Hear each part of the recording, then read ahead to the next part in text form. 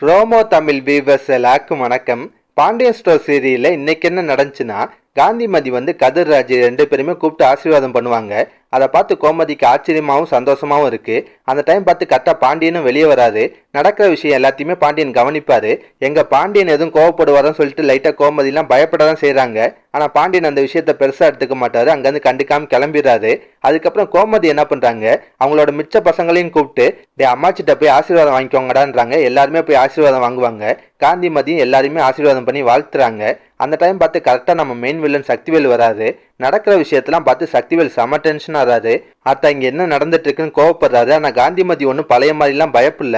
இங்க பாரு, என் பேர பசங்களுக்கு நான் ஆசீர்வாதம் பண்றேன், அதுல உனக்கு என்னடா பிரச்சனை, அமைதியா உள்ள போடான்றாங்க. சக்திவேலுக்கு இன்னும் கடுப்பாகுது. உள்ள போய் முத்துவேல்கிட்ட ஒண்ணுக்கு ரெண்டா போட்டு விட்டுறாரு. இப்ப முத்துவேல் காந்திமதி கிட்ட கோவப்படுவாரு.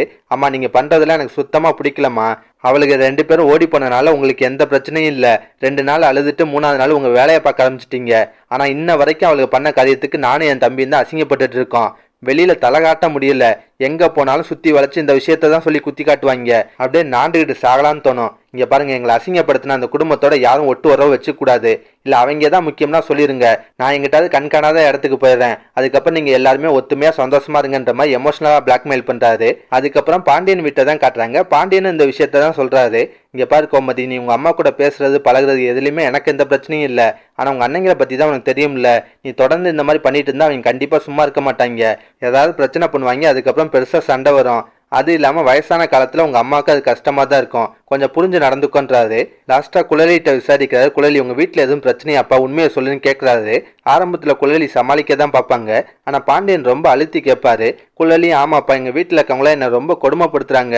எதுக்கெடுத்தாலும் திட்டுறாங்க, சண்டை போடுறாங்க. அவங்க படுத்துற கொடுமையெல்லாம் வெளியே கூட சொல்ல முடியலன்னு சொல்லிட்டு கதறி அழுவாங்க. அதை பார்த்து எல்லாருக்குமே ஷாக்கா தான் இருக்கு. அதோட தான் இன்னைக்கு சீரியலை முடிச்சிருந்தாங்க.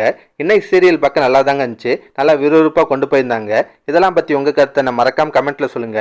இந்த வீடியோ பிடிச்சுன்னா ஒரு லைக் தட்டுங்க. நம்ம சேனல் ப்ரோமோ தமிழ் ரிவ்யூஸ் இதுவரை சப்ஸ்கிரைப் பண்ணலாம். ப்ளீஸ் கை சப்ஸ்கிரைப் பண்ணிக்கோங்க.